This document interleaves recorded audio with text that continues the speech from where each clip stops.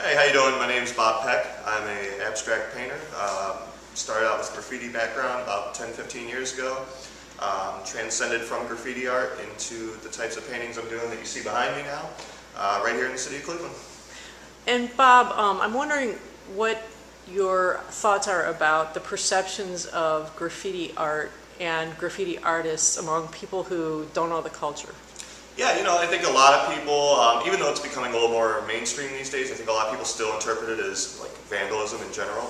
They don't see, no pun intended, the big picture, where we're out there making art. There's some people who have different intentions and they just want to write their name very quickly. There's a lot of us guys that are doing it for the actual love of the art form, making something that everybody can appreciate. Yeah.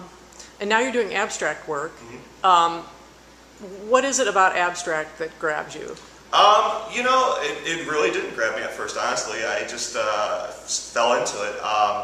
Again, with the graffiti thing, was painting canvas with graffiti art on, and before I applied the final detailed lettering one day, I looked at the colors and the shapes, and finally I just thought it was a good look, and I kind of had to force my way into appreciating abstract art, and now I like it because I do understand abstract and understand it can have a lot of balance and flow and shape to it.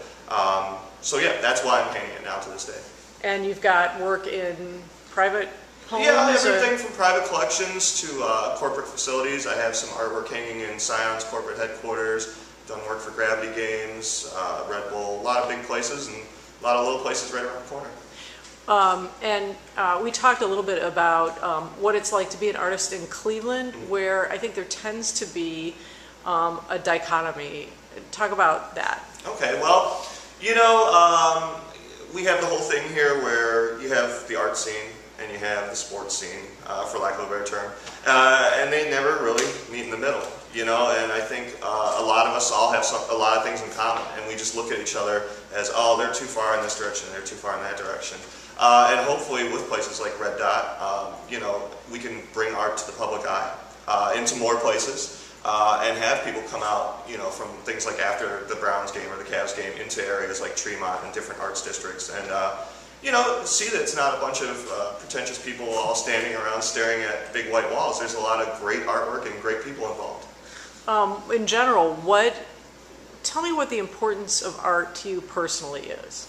Well, for me, it's a lifesaver. I didn't have a lot growing up. I came from some very rough and tumble neighborhoods, so art was a focus. It kept me out of trouble when a lot of my friends were doing a lot of things they shouldn't be. I was at home drawing and painting and really trying to see what else was out there in the world. Art kind of opened the door to the world for me. And now, I just love it for its beauty. I love seeing art from different regions and places and kind of expanding, my mind in the world of art and seeing how far it can go. Do you have a piece of art done by someone other than yourself that is important to you? Yes, I do. A local Cleveland artist named Paul Rogers. He was one of the guys too, started in graffiti years ago, kind of transcended into gallery work. He does, I don't even want to try and explain his work, that wouldn't justify it, but he has a painting, it was on a fence post, and it was William Tell. It was William Tell, the whole William Tell thing with the boy with the apple on his head, And all you can see is the eyes and the forehead and the head and the apple. And I said, well, why'd you paint this? And he goes, well, it's about trusting your father. It's like, he went into this whole story about how, a lot of people nowadays can't, trust their father, and, how fathers are neglecting their children nowadays. And I kind of came from that kind of background, and I was like, that's great, I'll buy it. And we were at the opening of the show, and he just plucked it off the wall and said, take it right now. And the gallery got a little mad at him, but it's up in my house, and it's one of my favorite pieces. Great, thank you. Mm-hmm.